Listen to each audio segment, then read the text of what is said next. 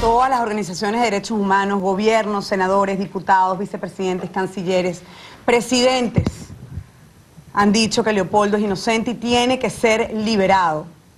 No se explica hoy cómo hay un preso de conciencia en Latinoamérica. Pues a todos nos quedó claro que el gobierno de Maduro ratifica su dictadura, ratificó que no va a liberar a los presos políticos y que tampoco quiere elecciones. También hemos visto cómo es un régimen que no quiere dar la fecha de las elecciones. Tienen miedo al cambio y ese cambio ya viene. Bueno, ahí está Lilian Tintori, a quien entrevistamos la semana pasada. Se ha quedado unos días más en Miami y hoy convocó a esta conferencia de prensa ante la ratificación de la sentencia de primera instancia en apelación de más de 14 años de privación de libertad para Leopoldo López. Tenemos en el segmento, en el panel, a Peggy Rivas, periodista venezolana, ex corresponsal de Globovisión, y Alexis Ortiz, ex alcalde y ex diputado venezolano, periodista y escritor. Gracias a ambos por estar aquí esta noche. Gracias a usted. ¿Cómo se explica que el fiscal de esa primera instancia se va de Venezuela, pide asilo en los Estados Unidos y revela el montaje, la olla, como dicen ustedes los venezolanos, que le formaron a Leopoldo López y a los demás estudiantes para meterlos presos por 14 años? Y en apelación nos dijo el abogado Gutiérrez de Leopoldo López esta mañana por radio, de que no fue admitido ese argumento en apelación. Oscar, creo que en este momento es oportuno recordar las palabras de Leopoldo López ese 18 de febrero cuando él se entrega, que dice: me estoy entregando a una justicia injusta.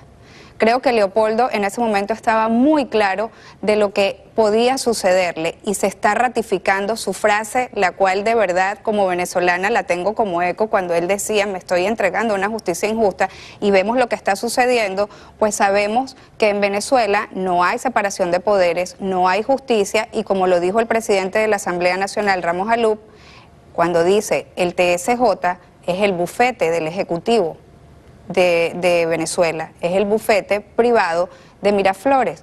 Mientras siga este gobierno, yo dudo que la justicia pueda llegar para Leopoldo López, para Cristian Holdac, para Ángel González, que son los jóvenes que están presos con él, y los otros que también están detenidos por los mismos hechos del 12 de febrero del 2014 y otras manifestaciones.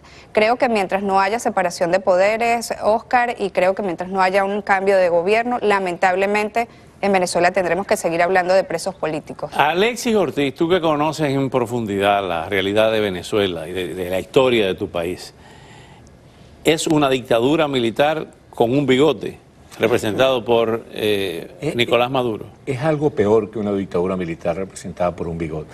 Es la intromisión de un gobierno extranjero en Venezuela. Venezuela está dirigida de una manera abierta y descarada por Raúl Castro.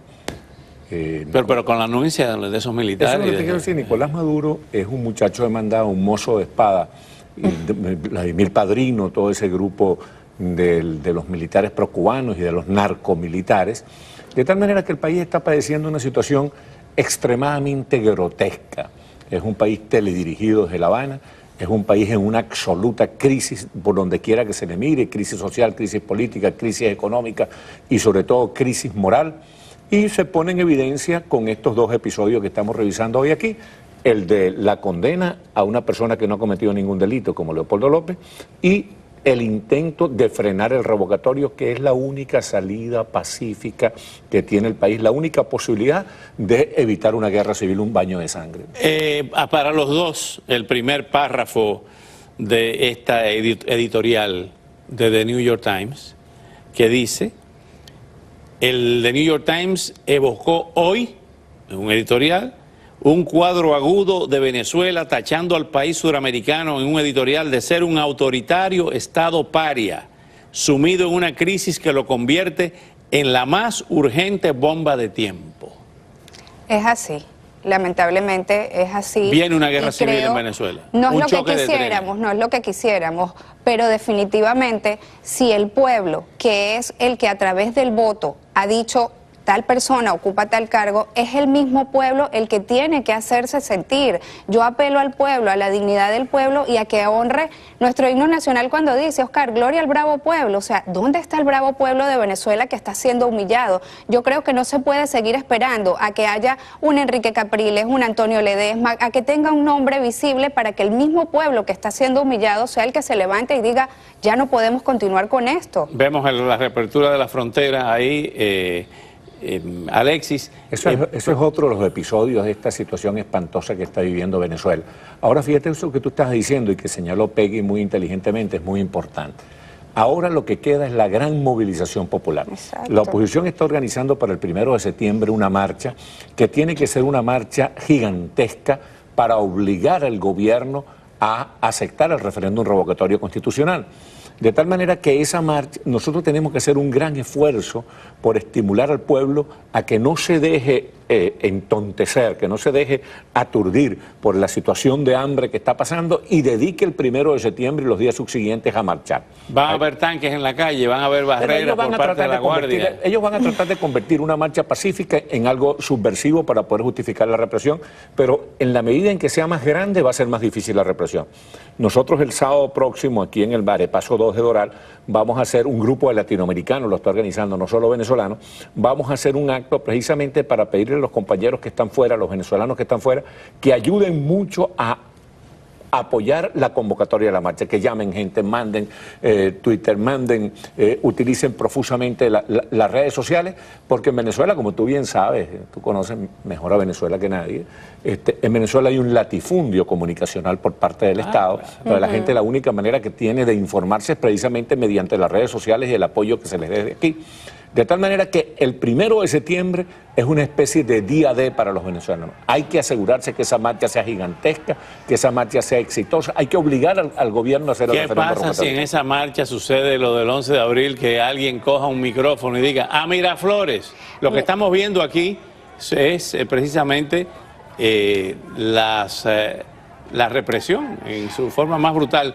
¿Ustedes creen que el 1 de septiembre se van a repetir esas escenas? Oscar, no me iría al 11 de abril, me iría a 2 años atrás, el 12 de febrero del 2014, cuando se hizo la marcha en Caracas, luego lo de Leopoldo fue detenido, pero en esta oportunidad yo quisiera que ese 1 de septiembre la gente entendiera que es el gran paso, porque no es solo Caracas, van de toda Venezuela, que va a ser difícil, muy difícil, porque de los Andes a Caracas estamos seguros que van a haber muchos obstáculos, de Oriente, de los Llanos hacia Esas Caracas, imágenes son del Táchira. y la represión va a estar y va a ser bastante fuerte, porque ellos no quieren referéndum. Elías Agua salió declarando que sencillamente no va a haber referéndum, porque ellos durante estos 6 meses tienen cosas más importantes que hacer, como luchar por los precios del petróleo, por estabilizar la economía de Venezuela, y que no va a haber referéndum. Sabemos que ya ellos tienen preparado, de cualquier manera, porque la experiencia nos lo dice, represión, Guardia Nacional, tanquetas, además de sus grupos, de sus colectivos, que lo que más salen es a amedrentar y a impedir. Pero yo sigo apelando a que el pueblo venezolano rescate su dignidad y entienda que ya no puede soportar más humillación, pero que no esperen a que una sola persona los dirija.